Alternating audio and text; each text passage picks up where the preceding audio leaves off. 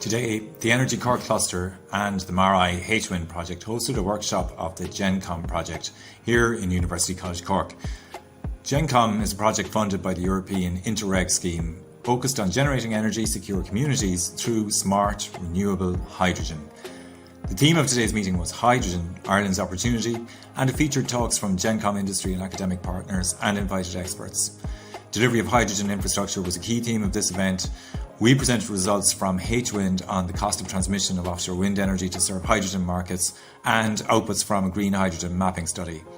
Other presentations at the workshop focused on the Northern Ireland Hydrogen Demonstration Plant fueling zero emissions buses in Belfast and Hydrogen Valley opportunities in the Cork Harbour industrial area.